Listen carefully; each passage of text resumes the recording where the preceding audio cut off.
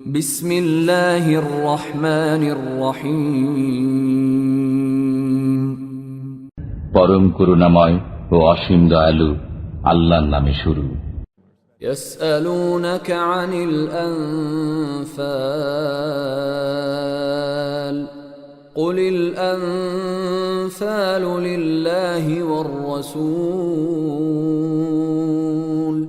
ফাত্তাকুল্লাহা ওয়া আসলিহু যাতা বাইনিকুম ওয়া আতিউল্লাহা ওয়া রাসূলাহু ইন কুনতুম মুমিনিন। আপনার কাছে জিজ্ঞেস করে গনিমতের হুকুম। বলে দিন, গনিমতের মাল হল আল্লাহর এবং রসুলের। অতএব তোমরা আল্লাহকে ভয় করো এবং নিজেদের অবস্থা সংশোধন করে নাও, আর আল্লাহ এবং তার রসুলের হুকুম মান্য করো যদি ঈমানদার হয়ে থাকো। ইন্নামাল মুমিনুনা আল্লাযীনা ইযা যুকিরাল্লাহু ওয়াজিলাত কুলুবুহুম ওয়া ইযা তুলিয়াত আলাইহিম আয়াতুহু যাদাতহুম ঈমানা وَإِذَا تُلِيَتْ عَلَيْهِمْ آيَاتُهُ زَادَتْهُمْ إِيمَانًا وَعَلَى رَبِّهِمْ يَتَوَكَّلُونَ। যারা ঈমানদার তারা এমন যে যখন আল্লাহর নাম নেওয়া হয় তখন ভীত হয়ে পড়ে তাদের অন্তর, আর যখন তাদের সামনে পাঠ করা হয় কালাম তখন তাদের ঈমান বেড়ে যায় এবং তারা স্বীয় পরওয়ারদিগারের প্রতি ভরসা পোষণ করে। الذين يقيمون الصلاة ومما رزقناهم ينفقون। সে সমস্ত লোক যারা নামাজ প্রতিষ্ঠা করে এবং আমি তাদেরকে যে রুজি দিয়েছি তা থেকে ব্যয় করে। أولئك هم المؤمنون حقا لهم درجات عند ربهم ومغفرة ورزق كريم। তারাই হলো সত্যিকার ঈমানদার, তাদের জন্য রয়েছে স্বীয় পরওয়ারদিগারের নিকট মর্যাদা, ক্ষমা এবং সম্মানজনক রুজি। كما أخرجك ربك من بيتك بالحق وإن فريقا من المؤمنين لكارهون। যেমন করে তোমাকে তোমার পরওয়ারদিগার ঘর থেকে বের করেছেন ন্যায় ও সৎ কাজের জন্য, অথচ ঈমানদারদের একটি দল তাতে সম্মত ছিল না। يجادلونك في الحق بعدما تبين كأنما يساقون إلى الموت وهم ينظرون। তারা তোমার সাথে বিবাদ করছিল সত্য ও ন্যায় বিষয়ে, তা প্রকাশিত হবার পর তারা যেন মৃত্যুর দিকে ধাবিত হচ্ছে দেখতে দেখতে। وَإِذْ يَعِدُكُمُ اللَّهُ إِحْدَى الطَّائِفَتَيْنِ أَنَّهَا لَكُمْ وَتَوَدُّونَ أَنَّ غَيْرَ ذَاتِ الشَّوْكَةِ تَكُونُ لَكُمْ وَيُرِيدُ اللَّهُ أَن يُحِقَّ الْحَقَّ بِكَلِمَاتِهِ وَيَقْطَعَ دَابِرَ الْكَافِرِينَ। আর যখন আল্লাহ দুটি দলের একটির ব্যাপারে তোমাদের সাথে ওয়াদা করেছিলেন যে সেটি তোমাদের হস্তগত হবে, আর তোমরা কামনা করেছিলে যাতে কোনো রকম কণ্টক নেই তাই তোমাদের ভাগে আসুক, অথচ আল্লাহ চাইতেন সত্যকে স্বীয় কালামের মাধ্যমে সত্যে পরিণত করতে এবং কাফিরদের মূল কর্তন করে দিতে। ليحق الحق ويبطل الباطل ولو كره المجرمون। যাতে করে সত্যকে সত্য এবং মিথ্যাকে মিথ্যা প্রতিপন্ন করে দেন, যদিও পাপীরা অসন্তুষ্ট হয়। إذ تستغيثون ربكم فاستجاب لكم أني ممدكم بألف من الملائكة مردفين। তোমরা যখন ফরিয়াদ করতে আরম্ভ করেছিলে স্বীয় পরওয়ারদিগারের নিকট, তখন তিনি তোমাদের ফরিয়াদের মঞ্জুরি দান করলেন যে আমি তোমাদেরকে সাহায্য করব ধারাবাহিকভাবে আগত হাজার ফেরেশতার মাধ্যমে। وما جعله الله إلا بشرى ولتطمئن به قلوبكم وما النصر إلا من عند الله إن الله عزيز حكيم। আর আল্লাহ তো শুধু সুসংবাদ দান করলেন যাতে তোমাদের মন আশ্বস্ত হতে পারে, আর সাহায্য আল্লাহর পক্ষ থেকে ছাড়া অন্য কারো পক্ষ থেকে হতে পারে না। নিঃসন্দেহে আল্লাহ মহাশক্তির অধিকারী, হিকমতওয়ালা। إذ يغشيكم النعاس أمنة منه وينزل عليكم من السماء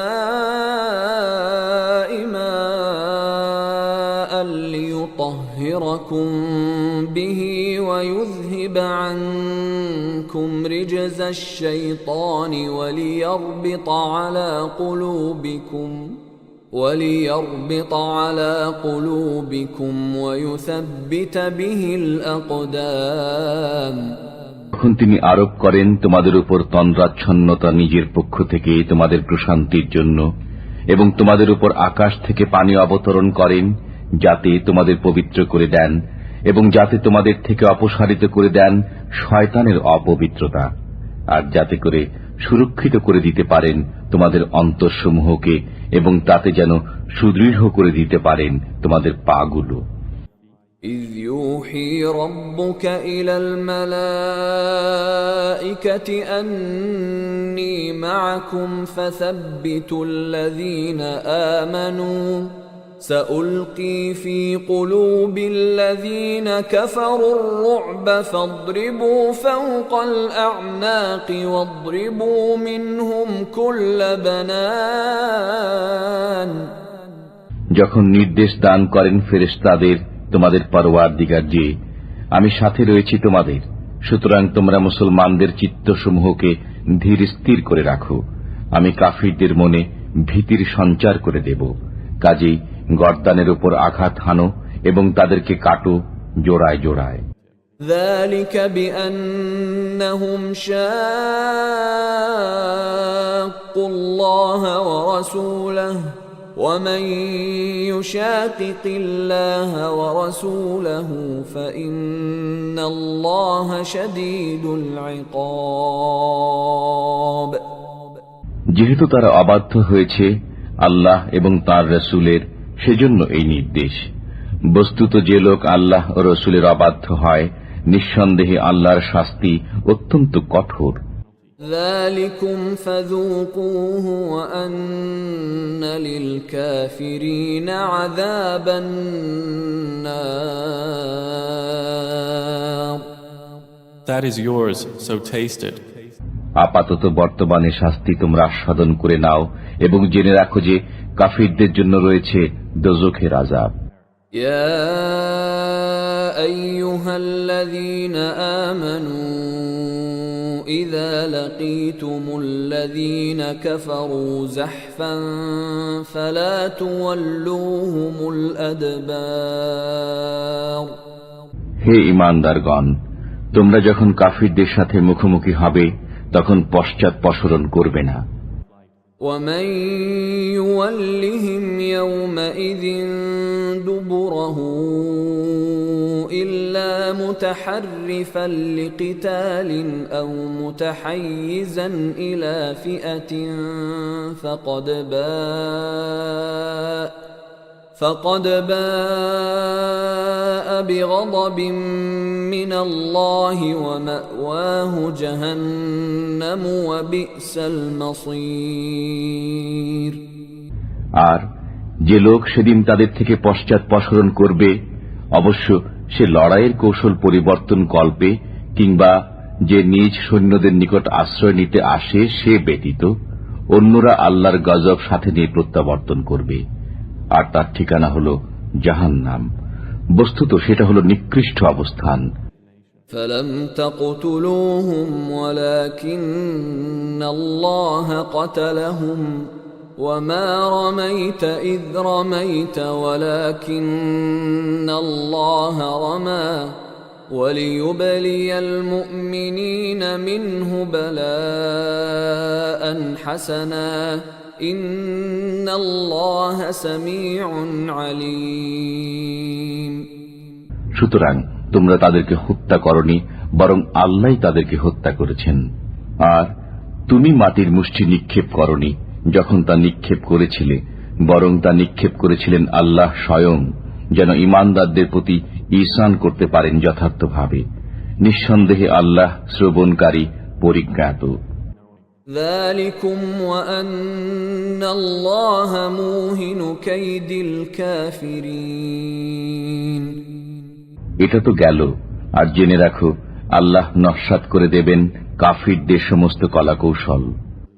إن تستفتحوا فقد جاءكم الفتح وإن تنتهوا فهو خير لكم وإن تعودوا نعد ولن تغني عنكم فئتكم شيئا ولو كثرت وأن الله مع المؤمنين তোমরা যদি মীমাংসা কামনা করো তাহলে তোমাদের নিকট মীমাংসা পৌঁছে গেছে, আর যদি তোমরা প্রত্যাবর্তন করো তবে তা তোমাদের জন্য উত্তম, এবং তোমরা যদি তাই করো তবে আমিও তেমনি করব। বস্তুত তোমাদের কোনোই কাজে আসবে না তোমাদের দলবল, তা যত বেশি হোক। জেনে রেখো আল্লাহ রয়েছেন ঈমানদারদের সাথে। يا أيها الذين آمنوا أطيعوا الله ورسوله ولا تولوا عنه وأنتم تسمعون হে ঈমানদারগণ, আল্লাহ ও তাঁর রাসূলের নির্দেশ মান্য করো এবং শোনার পর তা থেকে বিমুখ হয়ো না। ولا تكونوا كالذين قالوا سمعنا وهم لا يسمعون আর তাদের অন্তর্ভুক্ত হয়ো না যারা বলে যে আমরা শুনেছি অথচ তারা শোনে না। إن شر الدواب عند الله الصم البكم الذين لا يعقلون নিঃসন্দেহে আল্লাহ তাআলার কাছে সমস্ত প্রাণীর তুলনায় তারাই মূক ও বধির, যারা উপলব্ধি করে না। ولو علم الله فيهم خيرا لأسمعهم ولو أسمعهم لتولوا وهم معرضون বস্তুত আল্লাহ যদি তাদের মধ্যে কিছুমাত্র শুভ চিন্তা দেখতেন তবে তাদেরকে শুনিয়ে দিতেন, আর এখনই যদি তাদের শুনিয়ে দেন তবে তারা মুখ ঘুরিয়ে পালিয়ে যাবে। يا أيها الذين آمنوا استجيبوا لله وللرسول إذا دعاكم لما يحييكم واعلموا أن الله يحول بين المرء وقلبه وأنه إليه تحشرون হে ঈমানদারগণ, আল্লাহ ও তাঁর রাসূলের নির্দেশ মান্য করো যখন তোমাদের যে কাজের প্রতি আহ্বান করা হয় যাতে রয়েছে তোমাদের জীবন। জেনে রেখো আল্লাহ মানুষের এবং তার অন্তরের মাঝে অন্তরায় হয়ে যান। বস্তুত তোমরা সবাই তাঁরই নিকট সমবেত হবে। واتقوا فتنة لا تصيبن الذين ظلموا منكم خاصة واعلموا أن الله شديد العقاب আর তোমরা এমন ফাসাদ থেকে বেঁচে থাকো যা বিশেষত তাদের উপর পতিত হবে না যারা তোমাদের মধ্যে জালিম, এবং জেনে রাখো যে আল্লাহর আযাব অত্যন্ত কঠোর। واذكروا إذ أنتم قليل مستضعفون في الأرض تخافون أن يتخطفكم الناس فآواكم وأيدكم بنصره ورزقكم من الطيبات لعلكم تشكرون আর স্মরণ করো যখন তোমরা ছিলে অল্প, পরাজিত অবস্থায় পড়েছিলে দেশে, ভীত সন্ত্রস্ত ছিলে যে তোমাদের না অন্যেরা ছোঁ মেরে নিয়ে যায়। অতঃপর তিনি তোমাদের আশ্রয় ঠিকানা দিয়েছেন, স্বীয় সাহায্যের দ্বারা তোমাদের শক্তি দান করেছেন এবং পরিচ্ছন্ন জীবিকা দিয়েছেন যাতে তোমরা শুকরিয়া আদায় করো। يا أيها الذين آمنوا لا تخونوا الله والرسول وتخونوا أماناتكم وأنتم تعلمون হে ঈমানদারগণ, খেয়ানত করো না আল্লাহর সাথে ও রাসূলের সাথে, এবং খেয়ানত করো না নিজেদের পারস্পরিক আমানতে জেনে শুনে। واعلموا أنما أموالكم وأولادكم فتنة وأن الله عنده أجر عظيم আর জেনে রাখো তোমাদের ধন সম্পদ ও সন্তান সন্ততি অকল্যাণের সম্মুখীনকারী, বস্তুত আল্লাহর নিকটে আছে মহা সওয়াব। يا أيها الذين آمنوا إن تتقوا الله يجعل لكم فرقانا ويكفر عنكم سيئاتكم ويغفر لكم والله ذو الفضل العظيم হে ঈমানদারগণ, তোমরা যদি আল্লাহকে ভয় করতে থাকো তবে তিনি তোমাদের মধ্যে ফয়সালা করে দেবেন এবং তোমাদের থেকে তোমাদের পাপকে সরিয়ে দেবেন এবং তোমাদের ক্ষমা করবেন। বস্তুত আল্লাহর অনুগ্রহ অত্যন্ত মহান। وَإِذْ يَمْكُرُ بِكَ الَّذِينَ كَفَرُوا لِيُثْبِتُوكَ أَوْ يَقْتُلُوكَ أَوْ يُخْرِجُوكَ وَيَمْكُرُونَ وَيَمْكُرُ اللَّهُ وَاللَّهُ خَيْرُ الْمَاكِرِينَ আর কাফিররা যখন প্রতারণা করত আপনাকে বন্দী অথবা হত্যা করার উদ্দেশ্যে কিংবা আপনাকে বের করে দেওয়ার জন্য, তখন তারা যেমন চক্রান্ত করত তেমনি আল্লাহ কৌশল করতেন। বস্তুত আল্লাহ শ্রেষ্ঠতম কৌশলী। وَإِذَا تُتْلَى عَلَيْهِمْ آيَاتُنَا قالوا قد سمعنا لو نشاء لقلنا مثل هذا إن هذا إلا أساطير الأولين আর কেউ যখন তাদের নিকট আমার আয়াতসমূহ পাঠ করে তবে বলে, আমরা শুনেছি, ইচ্ছা করলে আমরাও এমন বলতে পারি, এ তো পূর্ববর্তী ইতিকথা ছাড়া আর কিছুই নয়। وَإِذْ قَالُوا اللَّهُمَّ إِن كَانَ هَذَا هُوَ الْحَقَّ مِنْ عِندِكَ فَأَمْطِرْ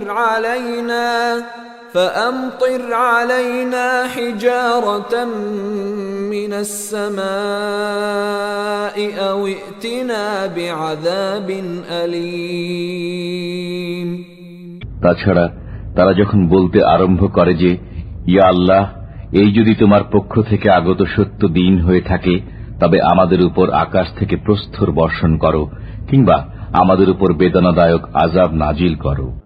وَمَا كَانَ اللَّهُ لِيُعَذِّبَهُمْ وَأَنْتَ فِيهِمْ وَمَا كَانَ اللَّهُ مُعَذِّبَهُمْ وَهُمْ يَسْتَغْفِرُونَ অথচ আল্লাহ কখনই তাদের উপর আযাব নাজিল করবেন না যতক্ষণ আপনি তাদের মাঝে অবস্থান করবেন।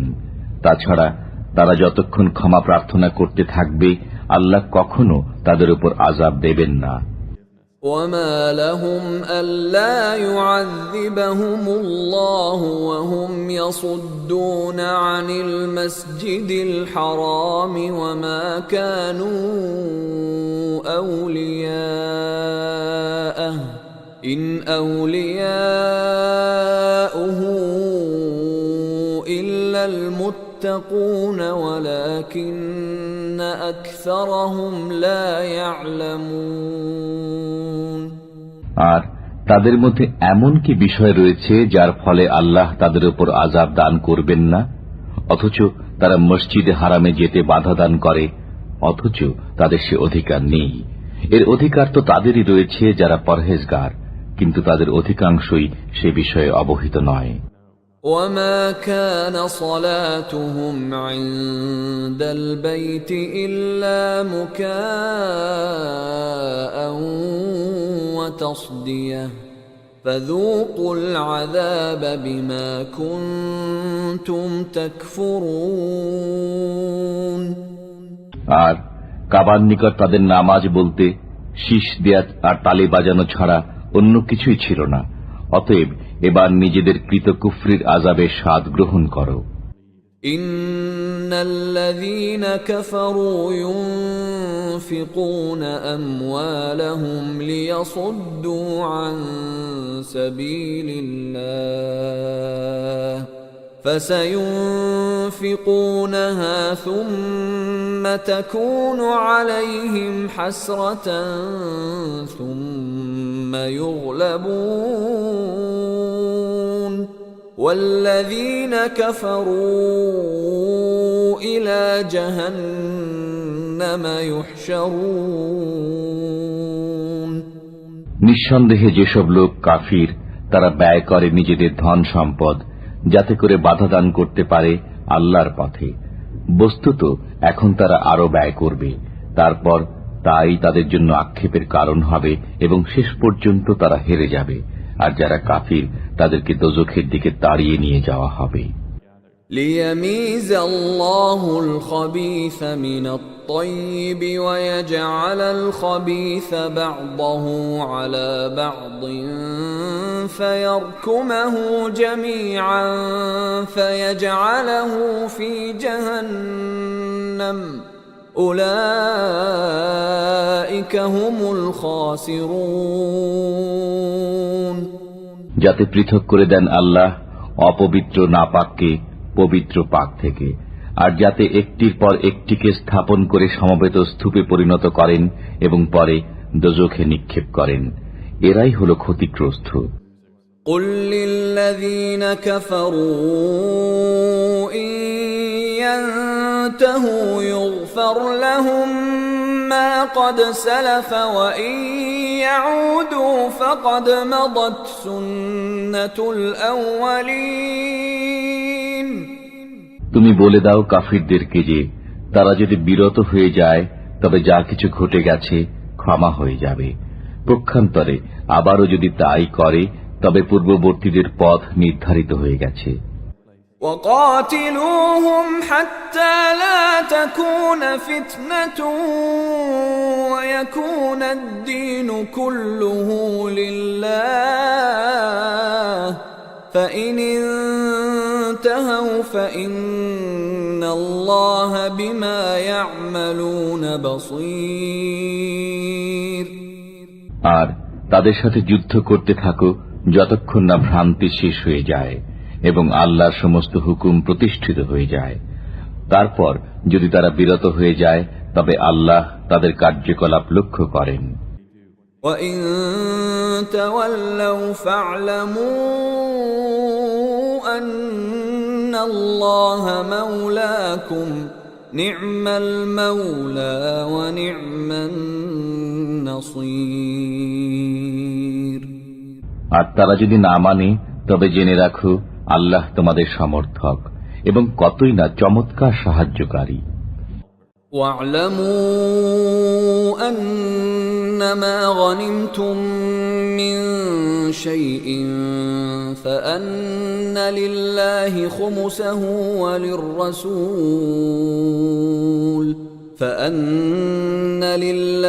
خمسه وللرسول ولذي القربى واليتامى والمساكين وابن السبيل إن كنتم آمنتم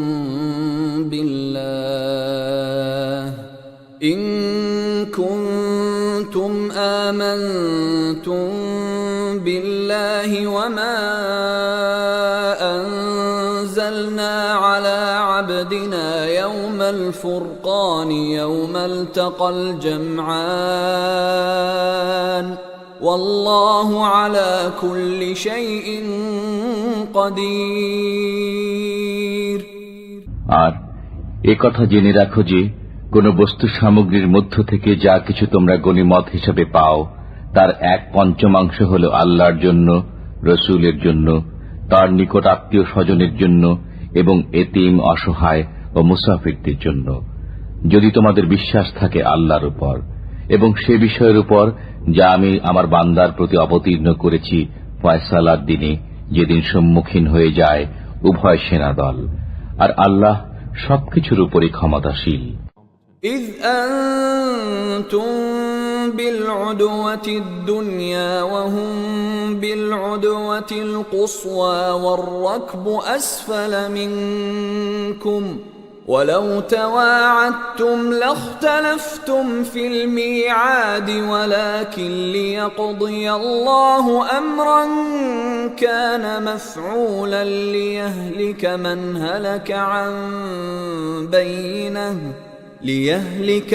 هلك عن بينة ويحيى من حي عن بينة وإن الله لسميع عليم। আর যখন তোমরা ছিলে সমরাঙ্গনের এ প্রান্তে আর তারা ছিল সে প্রান্তে, অথচ কাফেলা তোমাদের থেকে নিচে নেমে গিয়েছিল, এমত অবস্থা যদি তোমরা পারস্পরিক অঙ্গীকারাবদ্ধ হতে তবে তোমরা একসঙ্গে সে ওয়াদা পালন করতে পারতে না। কিন্তু আল্লাহ তাআলা এমন এক কাজ করতে চেয়েছিলেন যা নির্ধারিত হয়ে গিয়েছিল, যাতে সেসব লোক নিহত হওয়ার ছিল প্রমাণ প্রতিষ্ঠার পর, এবং যাদের বাজার ছিল তারা বেঁচে থাকে প্রমাণ প্রতিষ্ঠার পর। আর নিশ্চিতই আল্লাহ শ্রবণকারী, বিজ্ঞ। إذ يريكهم الله في منامك قليلا ولو أراكهم كثيرا لفشلتم ولتنازعتم في الأمر ولكن الله سلم إنه عليم بذات الصدور। আল্লাহ যখন তোমাকে স্বপ্নে সেসব কাফিরের পরিমাণ অল্প করে দেখালেন, বেশি করে দেখালে তোমরা কাপুরুষতা অবলম্বন করতে এবং কাজের বেলায় বিপদ সৃষ্টি করতে, কিন্তু আল্লাহ বাঁচিয়ে দিয়েছেন। তিনি অতি উত্তমভাবে জানেন যা কিছু অন্তরে রয়েছে। وَإِذْ يُرِيكُمُوهُمْ إِذِ الْتَقَيْتُمْ فِي أَعْيُنِكُمْ قَلِيلًا وَيُقَلِّلُكُمْ فِي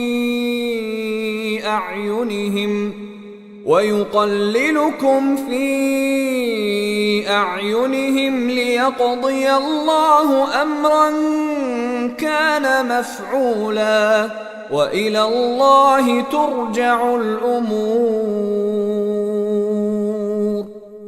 আর যখন তোমাদেরকে দেখালেন সে সৈন্যদল মোকাবেলার সময় তোমাদের চোখে অল্প, এবং তোমাদেরকে দেখালেন তাদের চোখে অল্প, যাতে আল্লাহ সে কাজ করে নিতে পারেন যা ছিল নির্ধারিত, আর সব কাজই আল্লাহর নিকট গিয়ে পৌঁছায়।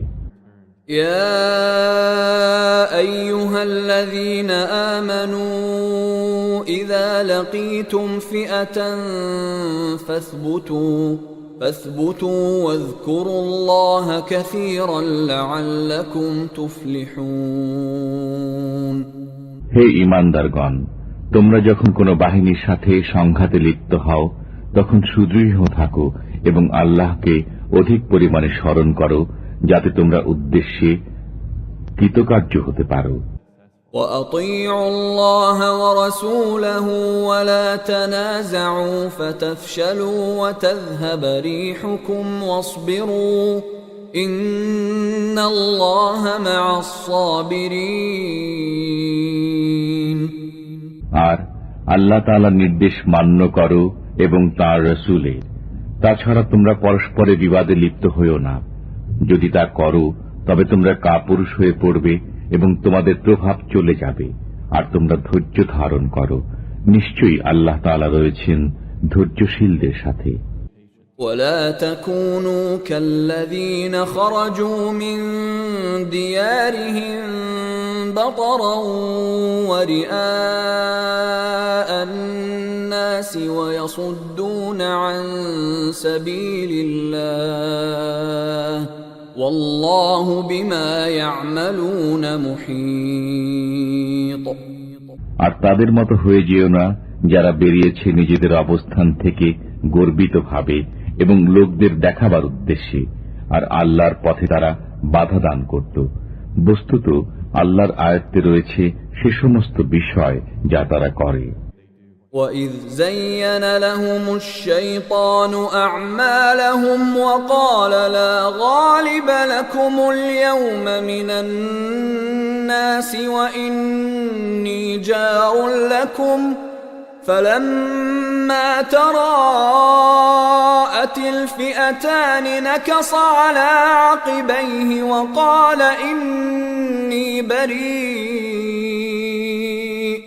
وقال إني بريء منكم إني أرى ما لا ترون إني أخاف الله والله شديد العقاب।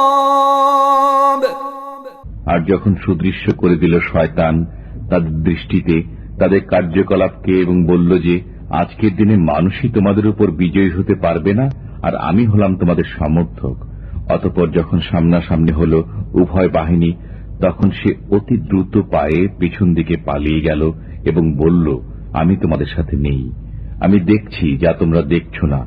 আমি ভয় করি আল্লাহকে, আর আল্লাহর আযাব অত্যন্ত কঠিন। إذ يقول المنافقون والذين في قلوبهم مرض غر هؤلاء دينهم ومن يتوكل على الله فإن الله عزيز حكيم। যখন মুনাফিকরা বলতে লাগলো এবং যাদের অন্তর ব্যথিগ্রস্ত, এরা নিজেদের ধর্মের উপর গর্বিত। বস্তুত যারা ভরসা করে আল্লাহর উপর সে নিশ্চিন্ত, কেননা আল্লাহ অতি পরাক্রমশীল সুবিজ্ঞ। ولو ترى إذ يتوفى الذين كفروا الملائكة يضربون وجوههم وأدبارهم وذوقوا عذاب الحريق। আর যদি তুমি দেখো যখন ফেরেশতারা কাফিরদের জান কবজ করে, প্রহার করে তাদের মুখে এবং তাদের পশ্চাৎ দেশে, আর বলে জ্বলন্ত আযাবের স্বাদ গ্রহণ করো।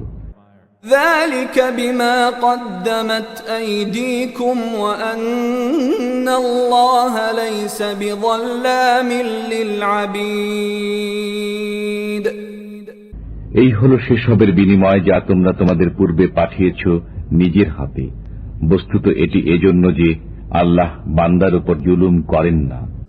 كدأب آل فرعون والذين من قبلهم كفروا بآيات الله فأخذهم الله بذنوبهم إن الله قوي شديد العقاب। যেমন রীতি রয়েছে ফিরাউনের অনুসারীদের এবং তাদের পূর্বে যারা ছিল তাদের ব্যাপারে যে এরা আল্লাহর নির্দেশের প্রতি অস্বীকৃতি জ্ঞাপন করেছে এবং সেজন্য আল্লাহ তাআলা তাদের পাকড়াও করেছেন, তাদেরই পাপের দরুন। নিঃসন্দেহে আল্লাহ তাআলা মহাশক্তিশালী, কঠিন শাস্তিদাতা। ذلك بأن الله لم يك مغيرا نعمة أنعمها على قوم حتى يغيروا ما بأنفسهم وأن الله سميع عليم তার কারণ এই যে আল্লাহ কখনো পরিবর্তন করেন না সেসব নিয়ামত যা তিনি কোন জাতিকে দান করেছিলেন, যতক্ষণ না সে জাতি নিজেই পরিবর্তিত করে দেয় নিজের জন্য নির্ধারিত বিষয়। বস্তুত আল্লাহ শ্রবণকারী, মহাজ্ঞানী। كدأب آل فرعون والذين من قبلهم كذبوا بآيات ربهم فأهلكناهم بذنوبهم وأغرقنا آل فرعون وكل كانوا ظالمين যেমন ছিল রীতি ফিরআউনের বংশধর এবং যারা তাদের পূর্বে ছিল, তারা মিথ্যা প্রতিপন্ন করেছিল স্বীয় পালনকর্তার নিদর্শনসমূহকে। অতঃপর আমি তাদেরকে ধ্বংস করে দিয়েছি তাদের পাপের দরুন এবং ডুবিয়ে মেরেছি ফিরআউনের বংশধরদের। বস্তুত এরা ছিল সবাই জালিম। ইন্না শাররাদ দাওয়াবি ইনদাল্লাহি আল্লাযীনা কাফারু ফাহুম লা ইউমিনুন।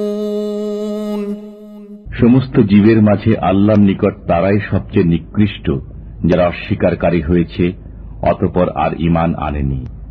الذين عاهدت منهم ثم ينقضون عهدهم في كل مرة وهم لا يتقون যাদের সাথে তুমি চুক্তি করেছো তাদের মধ্য থেকে অতঃপর প্রতিবার তারা নিজেদের কৃত চুক্তি লঙ্ঘন করে এবং তারা ভয় করে না। فإما تثقفنهم في الحرب فشرد بهم من خلفهم لعلهم يذكرون সুতরাং যদি কখনো তুমি তাদেরকে যুদ্ধে পেয়ে যাও তবে তাদের এমন শাস্তি দাও যেন তাদের উত্তরসূরিরা তাই দেখে পালিয়ে যায়, তাদেরও যেন শিক্ষা হয়। وَإِمَّا تَخَافَنَّ مِنْ قَوْمٍ خِيَانَةً فَانبِذْ إِلَيْهِمْ عَلَى سَوَاءٍ إِنَّ اللَّهَ لَا يُحِبُّ الْخَائِنِينَ তবে কোন সম্প্রদায়ের ধোঁকা দেওয়ার ব্যাপারে যদি তোমাদের ভয় থাকে তবে তাদের চুক্তি তাদের দিকে ছুঁড়ে ফেলে দাও এমন ভাবে যেন হয়ে যাও তোমরা ও তারা সমান। নিশ্চয়ই আল্লাহ ধোঁকাবাজ প্রতারককে পছন্দ করেন না। ولا يحسبن الذين كفروا سبقوا إنهم لا يعجزون আর কাফিররা যেন একথা মনে না করে যে তারা বেঁচে গেছে, কখনো এরা আমাকে পরিশ্রান্ত করতে পারবে না। وأعدوا لهم ما استطعتم من قوة ومن رباط الخيل ترهبون به عدو الله وعدوكم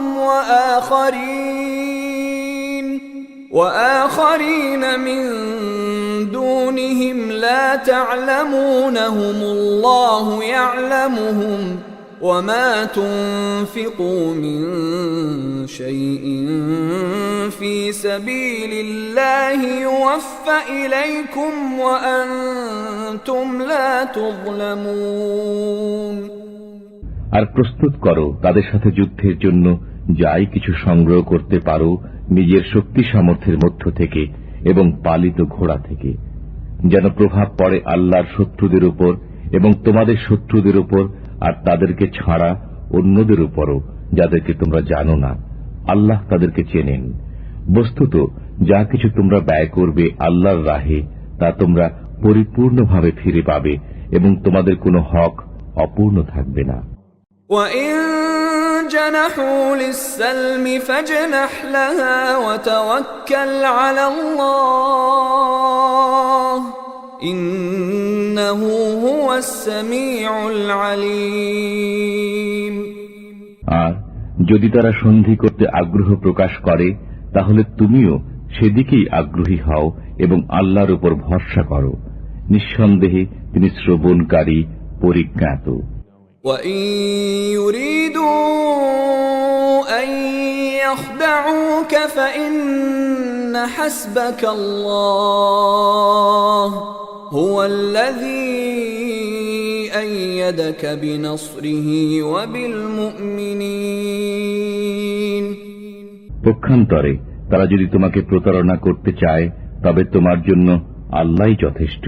তিনি তোমাকে শক্তি জুগিয়েছেন স্বীয় সাহায্যে ও মুসলমানদের মাধ্যমে। وَأَلَّفَ بَيْنَ قُلُوبِهِمْ لَوْ أَنفَقْتَ مَا فِي الْأَرْضِ جَمِيعًا مَا أَلَّفْتَ بَيْنَ قُلُوبِهِمْ وَلَكِنَّ اللَّهَ أَلَّفَ بَيْنَهُمْ إِنَّهُ عَزِيزٌ حَكِيمٌ আর প্রীতি সঞ্চার করেছেন তাদের অন্তরে। যদি তুমি সেসব কিছু ব্যয় করে ফেলতে যা কিছু জমিনের বুকে রয়েছে, তাদের মনে প্রীতি সঞ্চার করতে পারতে না, কিন্তু আল্লাহ তাদের মনে প্রীতি সঞ্চার করেছেন। নিঃসন্দেহে তিনি পরাক্রমশালী, সুকৌশলী। ইয়া আইয়ুহান নাবিয়্যু হাসবুকাল্লাহু ওয়া মান ইত্তাবা'আকা মিনাল মুমিনিন। হে নবী, আপনার জন্য এবং যেসব মুসলমান আপনার সাথে রয়েছে তাদের সবার জন্য আল্লাহ যথেষ্ট। ইয়া আইয়ুহান নাবিয়্যু হাররিদিল মুমিনিনা আলাল কিতাল ইয়াকুম মিনকুম 20 সাবিরুন ইয়াগলিবু 200 وَإِن يَكُن مِّنكُم 100 يَغْلِبُوا 1000 مِّنَ الَّذِينَ كَفَرُوا بِأَنَّهُمْ قَوْمٌ لَّا يَفْقَهُونَ হে নবী, আপনি মুসলমানদের উৎসাহিত করুন জিহাদের জন্য।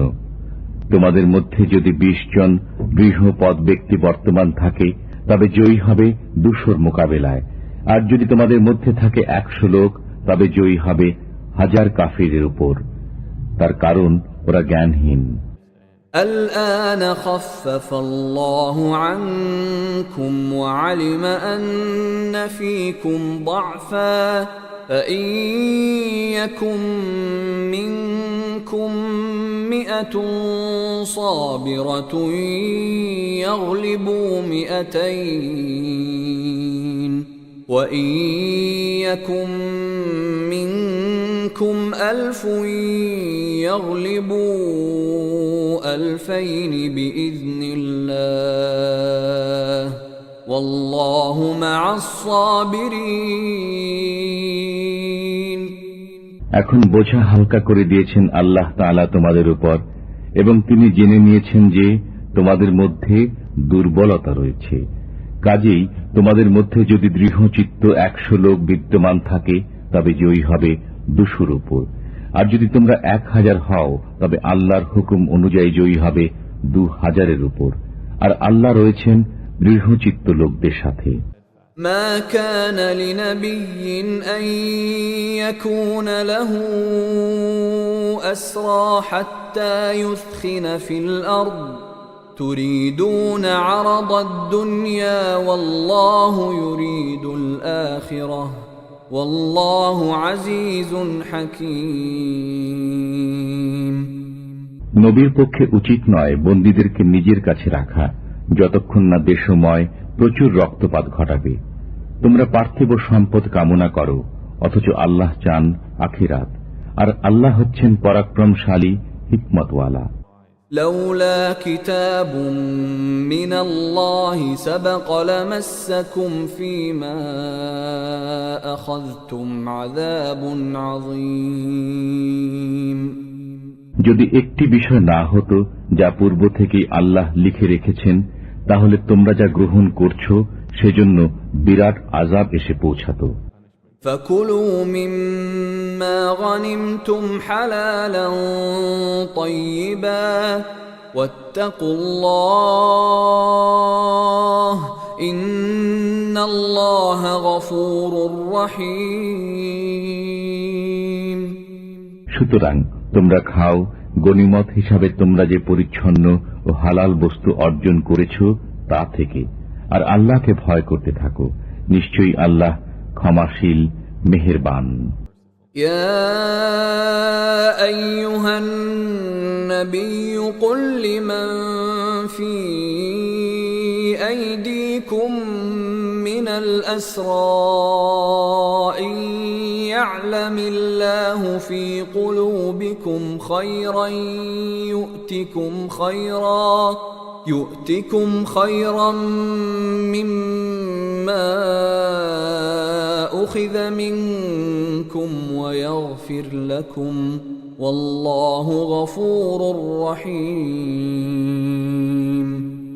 হে নবী, তাদেরকে বলে দাও যারা তোমার হাতে বন্দী হয়ে আছে যে আল্লাহ যদি তোমাদের অন্তরে কোন রকম মঙ্গল চিন্তা রয়েছে বলে জানেন, তবে তোমাদেরকে তার চেয়ে বহুগুণ বেশি দান করবেন যা তোমাদের কাছ থেকে বিনিময়ে নেওয়া হয়েছে। তাছাড়া তোমাদেরকে তিনি ক্ষমা করে দেবেন, বস্তুত আল্লাহ ক্ষমাশীল করুণাময়। وَإِن يُرِيدُوا خِيَانَتَكَ فَقَدْ خَانُوا اللَّهَ مِن قَبْلُ فَأَمْكَنَ مِنْهُمْ وَاللَّهُ عَلِيمٌ حَكِيمٌ আর যদি তারা তোমার সাথে প্রতারণা করতে চায়, বস্তুত তারা আল্লাহর সাথেও ইতিপূর্বে প্রতারণা করেছে, অতঃপর তিনি তাদেরকে ধরিয়ে দিয়েছেন, আর আল্লাহ সর্ববিষয়ে পরিজ্ঞাত সুকৌশলী। إن الذين آمنوا وهاجروا وجاهدوا بأموالهم وأنفسهم في سبيل الله والذين آووا ونصروا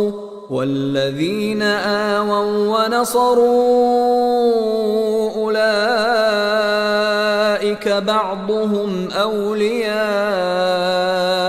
بعض والذين آمنوا ولم يهاجروا ما لكم من ولايتهم من شيء حتى يهاجروا وإن استنصروكم في الدين فعليكم النصر إلا على قوم بينكم وبينهم ميثاق والله بما تعملون بصير এতে কোনো সন্দেহ নেই যে যারা ঈমান এনেছে, দেশ ত্যাগ করেছে, স্বীয় জান ও মাল দ্বারা আল্লাহর রাহে জিহাদ করেছে এবং যারা তাদেরকে আশ্রয় ও সাহায্য সহায়তা দিয়েছে, তারা একে অপরের সহায়ক। আর যারা ঈমান এনেছে কিন্তু দেশ ত্যাগ করেনি, তাদের বন্ধুত্বে তোমাদের প্রয়োজন নেই যতক্ষণ না তারা দেশ ত্যাগ করে। অবশ্য যদি তারা ধর্মীয় ব্যাপারে তোমাদের সহায়তা কামনা করে, তবে তাদের সাহায্য করা তোমাদের কর্তব্য, কিন্তু তোমাদের সাথে যাদের সহযোগী চুক্তি বিদ্যমান রয়েছে তাদের মোকাবেলায় নয়। বস্তুত তোমরা যা কিছু করো আল্লাহ সেসবই দেখেন। والذين كفروا بعضهم أولياء بعض إلا تفعلوه تكن فتنة في الأرض وفساد كبير আর যারা কাফির তারা পারস্পরিক সহযোগী বন্ধু। তোমরা যদি এমন ব্যবস্থা না করো তবে দাঙ্গা হাঙ্গামা বিস্তার লাভ করবে এবং দেশময় বড়ই অকল্যাণ হবে।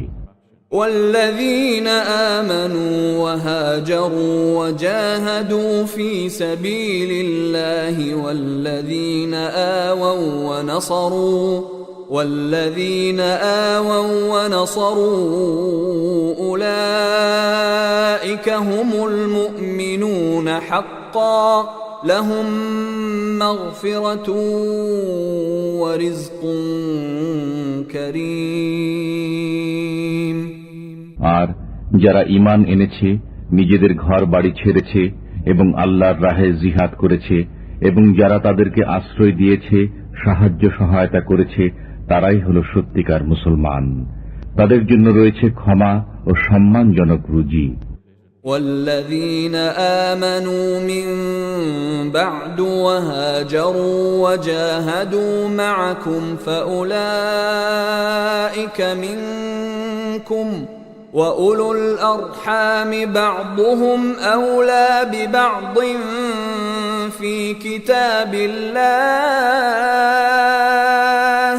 إن الله بكل شيء عليم